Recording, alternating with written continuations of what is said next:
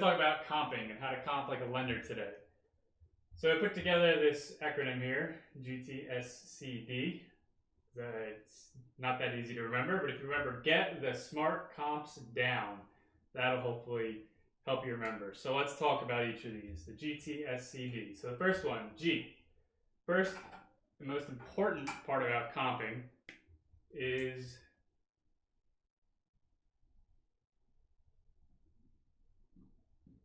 geography, okay? This is the number one item in order to get an accurate comp. Most people, when they're thinking about comping, they always wonder, how close to a property do you go? Can I use the same zip code? Can I use the same town? And no to those. When we are looking for comps, we are trying to get to 100% accuracy as a lender, right? We can't afford a 95% accuracy because in those 5% ones, well, we would end up paying a lot of money if we were wrong 5% of the time. So we only go with 100%.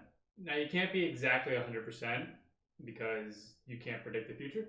You don't know how much somebody's going to buy it for sure for that amount. So we get as close as we can. So we're 99.99% accurate. So geography is the most important part of this.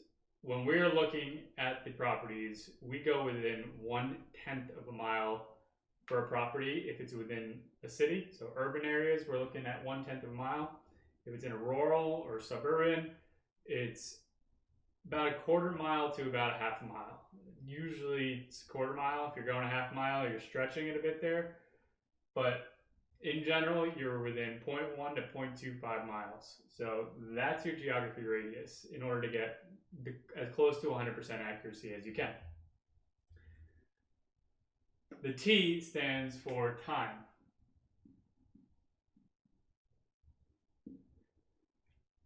Time is how recently a property has sold. And you're always looking at sold. Don't look at the under contracts. Don't look at the withdrawn. You can just ignore those. Just look at the sold properties. If it's under contract, you don't have the number there. It's a false indicator. So just look at solds. And those are terminology mostly used within MLS. If you're using Zillow or whatnot, just worry about the solds. So time. Time is, you want to look about 6 months back, especially when the houses are booming right now. You can go 6 months. It's been a steady increase. Sorry about that. So 6 months. Now you also want to look at the 1 year, the 2 year, the 4 year, and even the 8 year trends of an area. So when you first look at it, you look at the 6 month. You'll get your numbers there, roughly of what you're in for the 0.1. Let's just use 0.1 for now, assuming you're in an urban area. 0.1 miles. You'll start seeing what's happening there. Then you want to look at the 1 year and see what the difference was. Is it trending up? Is it trending down? Staying the same? And same thing, you go back 2 year, 4 year, 8 year. You look at all those different time frames, and that'll tell you what's happening in that little pocket that you're looking at. Are things selling? Is it fresh? Is it on its way down? Things like that. So it's important. Time can tell you all that. The closer you are to now, the more accurate your numbers are. So if something sold 6 months ago for $100,000 and something sold 2 months ago for $120,000, $120,000 is going to be more accurate to what the current comp is. The next item is style of house, S.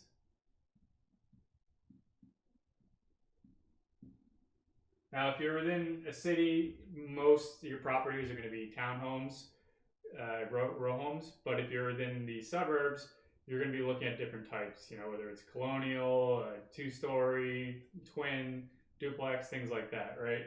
All that matters quite significantly in the suburban areas. So when you're looking at the properties, you want to make sure you're looking at the same style of property, apples to apples, as close as you can when you're reviewing all those. So when you're within your 0.1 mile radius, you're looking at all the properties within 6 months to a year that are all the same style. Okay? C stands for condition. So there's really 3 conditions that we put all of our properties into. you have your high renovation or brand new condition of the house. So this is your top dollar. This is usually when you hear ARV, it's what people are referring to. What's the highest it can be after you do a high-end renovation to it. Your next level of condition is your live-in. Maybe somebody was living in a property for 4 to 5 years and they kept it pretty well maintained, right? So it has a level of degree of what the condition is there. But somebody who lived in a property for 5 years and treated it like garbage is going to have a different value at that time. So this is the most gray area where the prices are basically going to range from what the lowest value is to the highest value. It's going to be in between there, but you have to look at the pictures. So if you have MLS access or Zillow, you want to look at the pictures to determine the condition of the house. Typically, you want to see pictures where there's, unless it's staged, you want it to be empty and you want to see everything brand new, and that's your high-end reno. Those are the numbers we are going to be going off of as a lender. A lot of realtors are going to be in that gray area, so that's kind of the skill set you have to learn. The reason why lenders don't land there is because we just assume high-end reno and work our numbers backwards from there. The third condition is basically your investment opportunity properties. These are the ones where there's holes in the wall, there's mold, or walls that need to be taken down, kitchen hasn't been touched in 20 years, and it's all falling apart. Those are your investment ones. Those are your bottom price ones. That's what we like to see as a lender, because we don't have to worry about the gray area trying to determine where the value is at. So, but those are your three conditions. So when you're looking at all the properties, you want to make sure, let's say you are trying to see what a value is of property as is. You want to determine, is it an investment property at the bottom, and look at other properties that have sold at that value. Is it a live-in property? And then you're going to have to use your gauge of, okay, this is kind of a high-end, relatively good condition live-in property, or a low-end one. And then again, compare it to other properties of that same condition in these other categories. And last is, we call it the double yellow line.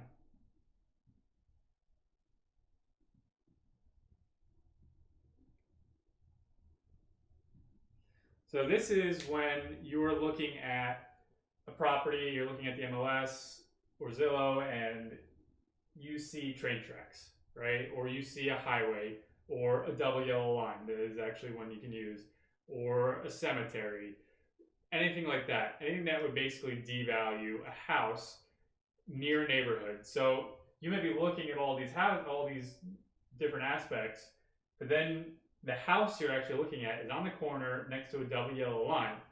It's a little bit harder to comp those directly because there's probably not as many comparables right next to it, but you can just detract from other ARVs that you see in the area. So if you found one for $300,000 in a neighborhood, and the one you're looking at is on the corner next to a double yellow line or a train track, you can deduct from that, I would say anywhere between 10 to 25% right off the top.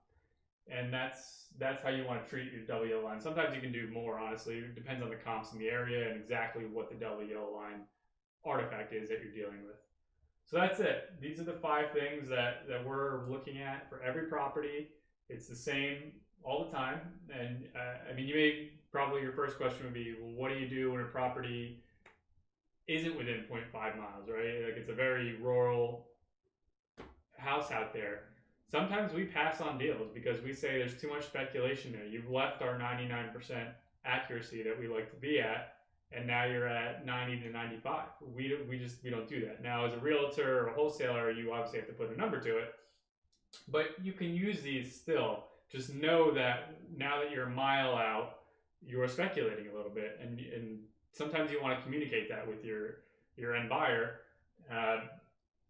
But that's basically it. Just the further out you get from them, every basically 0.25 mile, your accuracy comes down that percentage amount.